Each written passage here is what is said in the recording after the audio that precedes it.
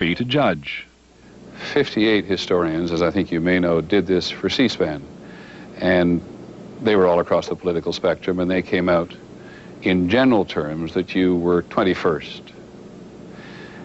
And on public persuasion and economic management, they gave you a 5th. Pretty good. Pretty good. They gave you a 41st on moral authority. They're wrong about that. After Nixon. They're wrong about that. You know why they're wrong about it? They're wrong about it. Why, sir? Because we had $100 million spent against us and all these inspections. One person in my administration was convicted of doing something that violated his job responsibilities while we were in the White House. 29 in the Reagan-Bush years. I bet those historians didn't even know that. They have no idea what I was subject to and what a lot of people supported. No other president ever had to endure someone like Ken Starr indicting innocent people because they wouldn't lie in a systematic way. No one ever had to try to save people from ethnic cleansing in the Balkans and the people in Haiti from a military dictator who was murdering them and all the other problems I dealt with, while every day an entire apparatus was devoted to destroying him. And still not any example of where I ever disgraced this country publicly. I made a terrible personal mistake,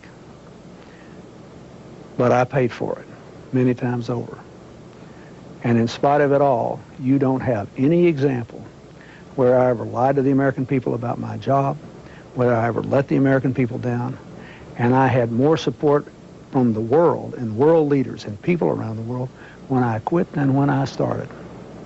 And I will go to my grave being at peace about it. And I don't really care what they think. Oh, yes, you do, They sir. have no idea. Excuse me, Mr. President. You care. I can feel it across the room. No, you I feel care. it very I deeply. care. You don't want to go here, Peter. You don't want to go here.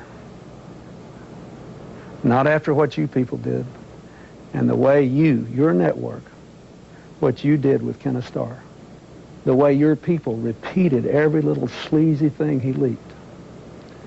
No one has any idea what that's like. That's where I failed. You want to know where I failed? I really let it. It hurt me. I thought I lived in a country where people believed in the Constitution, the rule of law, freedom of speech. You never had to live in a time when people you knew and cared about were being indicted, carted off to jail, bankrupted, ruined, because they were Democrats and because they would not lie. So I think we showed a lot of moral fiber to stand up to that, to stand up to these constant investigations, to this constant bodyguard of lies, this avalanche that was thrown at all of us. And yes, I failed once, and I sure paid for it, and I'm sorry.